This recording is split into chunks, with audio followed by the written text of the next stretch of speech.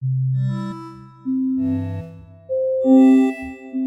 started really just looking out our front window and looking at this big, beautiful, abandoned building. And what's behind the big, beautiful, abandoned building is a big, beautiful mountain.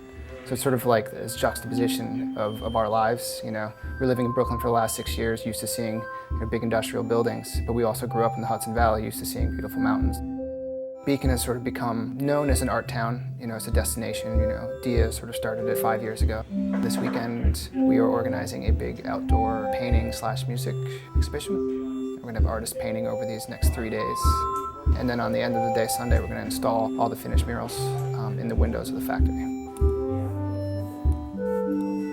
I think it's great, the new public awareness of street art. A lot of small towns don't have anything like that, but have a lot of kids that are into that stuff.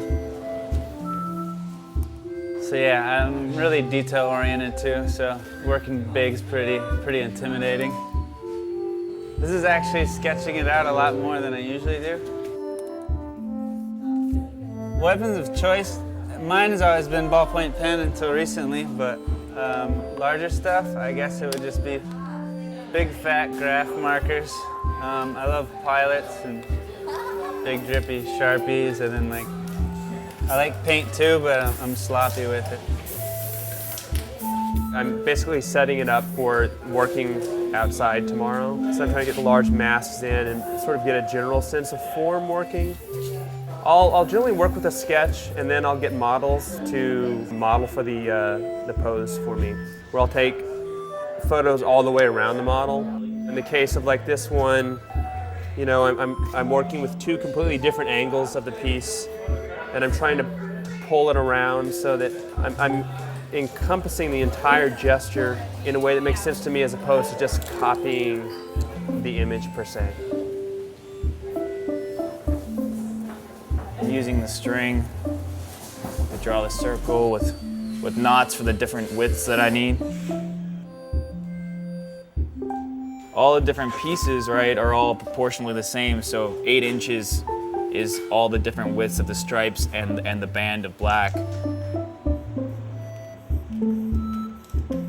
I studied Tibetan Thangka painting in Nepal.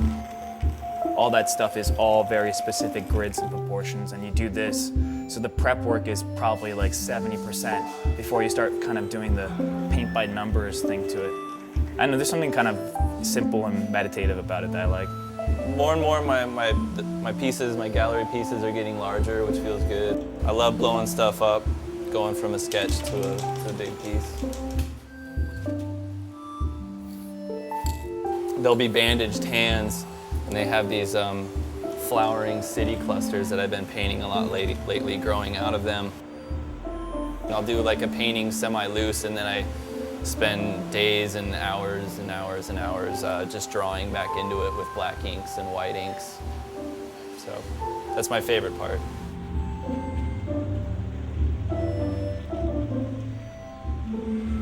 Doing something fun and creative is first for a lot of these artists. And some of these artists have gone on to become really successful gallery artists and, you know, sell work for lots of money, and we'll still turn around and do a project like this for the love of it. So it's great.